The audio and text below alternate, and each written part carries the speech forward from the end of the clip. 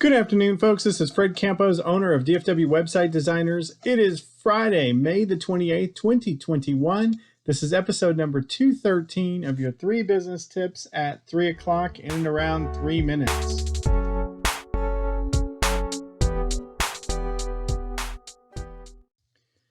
This past week, we've been talking about business thinking, about solopreneurs and entrepreneurs getting the right mindset.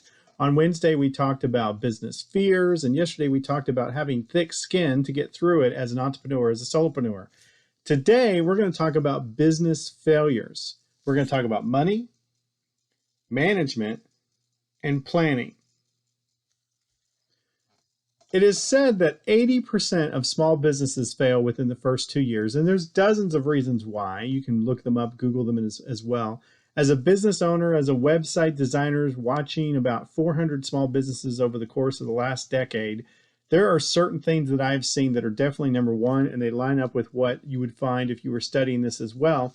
And as I talk and deal with solopreneurs, sometimes we need to take a pause moment and look ahead at what we're getting ourselves into. A great idea, lots of inspiration is certainly a good place to start, but there are some loopholes, potholes that you may want to avoid if getting started. So the first one is business tip number 1. If you are starting a new business or have a friend starting a new business or maybe even a new venture into the business that you're in, you've got to have money. I'm amazed. The analogy I always think of is like my daughter. My daughter just recently, she's 22, got her own place. And having to pay for rent and food and insurance and furniture and living expenses is always greater than her initial thought when she was deciding to move into an apartment. The same is true with a small business. It takes a lot more money than you think. You have to think about rent and places and furnitures and phones and cell phone bills and taxes and accounting and registering a business. So my advice to you is to always have more, maybe 4 times the amount of money that you think to start. And if you're having to pay for yourself, you need a long runway in order to pay your own salary until you become profitable. So money is the number one killer of a small business, may cause it to fail. Business tip number 2, good management. Having a good idea of managing a team, employees, managing finances, funding, managing times, customers, commitments, it's huge. And for success, we've talked about it before, going from working on your business and being a freelancer to working in your business to working on your business. Management is probably a tough reason. It's the second reason, mismanagement, mainly mismanagement of funds, is one of the reasons I see people fail.